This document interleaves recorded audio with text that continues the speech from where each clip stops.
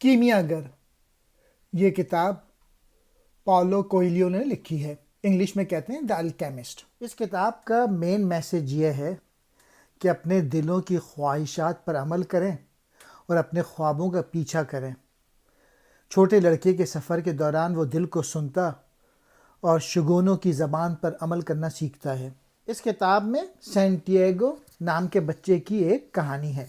اس کتاب کی مشہوری کی مختلف وجوہات ہیں۔ یہ کتاب آپ کو ایک بصیرت فراہم کرتی ہے کہ زندگی مختلف تناظر میں کیسے ہو سکتی ہے۔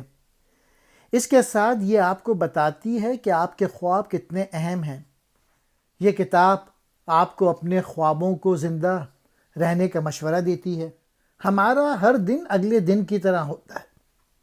اس کی وجہ یہ ہے کہ لوگ ان اچھے زندگیوں کو پہچاننے میں ناکام ہو جاتے ہیں جو ہر روز سورج طلوع ہوتا ہے۔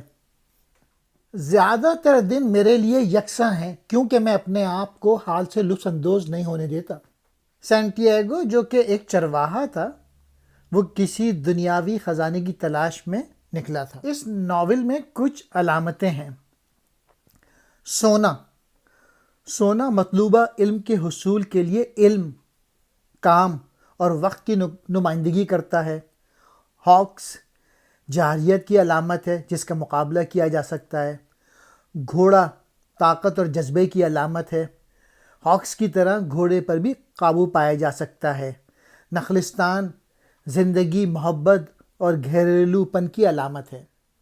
سینٹیاگو بار بار خواب دیکھتا ہے کہ اگر وہ مصر کے اہراموں کا سفر کرتا ہے تو اسے کوئی پوشیدہ خزانہ مل جائے گا۔ سینٹیاگو کو ایک پراسرار بوڑھا آدمی ملتا ہے جو اس کا دماغ پڑھ سکتا تھا۔ وہ بوڑھا آدمی اس کو اچھے اور برے شگونوں کے بارے میں بتاتا ہے۔ سینٹیاگو اپنے ریوڑ کو بیچ کے ٹینجر چلا جاتا ہے کشتی کے ذریعے۔ وہاں پہنچنے کے بعد ایک چور سینٹیاگو کا سارا پیسہ چوری کر جاتا ہے۔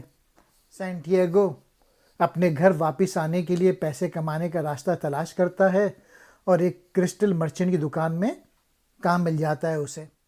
11 مہینے دکان میں کام کرنے کے بعد سینٹیاگو کو سمجھ نہیں آتا ہے کہ کیا کرے، کیا اندلس واپس چلا جائے اور بھیڑیں خریدے یا اپنے خوابوں کے پوشیدہ خزانے کے تعاقب میں صحرا کا تعاقب کرے۔ وہ مصر جانے والے قافلے میں شامل ہو جاتا ہے۔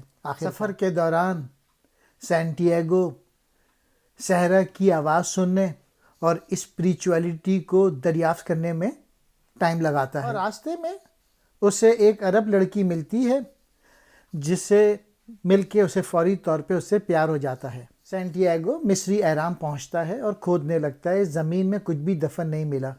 چوروں نے سینٹیاگو کو زد و کوب کیا اور اس کی رقم لوٹ لی۔ سینٹیاگو اندلس میں واپس چلا جاتا ہے اور اسی چرچ میں جہاں اس نے خزانے کا خواب دیکھا تھا، اس کا خزانہ اسے وہیں مل جاتا ہے۔ وہ درخت کے نیچے دبے زیورات اور سونے موجود ہوتے ہیں اسپین میں۔ مین میسج اس کتاب کا یہ ہے کہ سینٹیاگو اپنے آپ کو کیسے بہتر بنا سکتا ہے۔ اس کتاب کی 65 ملین سے زیادہ کاپیاں فروخت ہوئی ہیں۔ اس کتاب میں زندگی کا راز بتایا گیا ہے کہ زندگی کا راز 7 بار گرنا اور 8 بار اٹھنا ہے۔ اس کتاب میں آپ یہ بھی سیکھیں گے کہ اگر آپ ترقی کرنا چاہتے ہیں تو خوفزدہ ہونا بند کریں۔ اس کتاب میں یہ بھی سبق دیا گیا ہے، آپ گرنے سے کہیں زیادہ مرتبہ اٹھیں تو آپ کبھی ناکام نہیں ہوں گے۔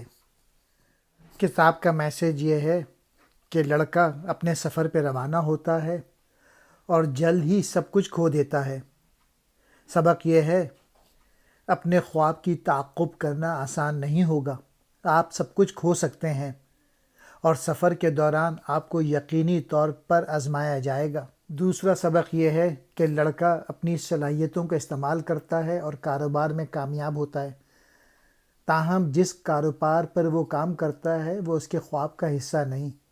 سبق یہ ہے، ہم سب میں ایسی مہارت ہے کہ ہم اپنے خواب کی پیروی میں ناکام ہو سکتے ہیں یا پھر عام زندگی کی راحت پا سکتے ہیں، اگرچہ یہ راستہ مادی اطمینان فراہم کرے گا، لیکن اس سے حقیقی اطمینان کا امکان نہیں۔ ایک اور سبق یہ ہے کہ ہمارے اندر طاقت ہے کہ ہم اپنا کام اکیلے طور پہ کر سکتے ہیں۔ ہمیں خود پہ بھروسہ کرنے اور اپنے خوابوں پہ چلنے کی ضرورت ہے۔ ایک اور سبق یہ ہے کہ بعض اوقات ہمارا خزانہ ہمارے پیروں پر موجود ہوتا ہے، لیکن ہم اسے اس وقت تک پہچان نہیں سکتے جب تک ہم طویل سفر کرنے کی مشکلات برداشت نہ کریں۔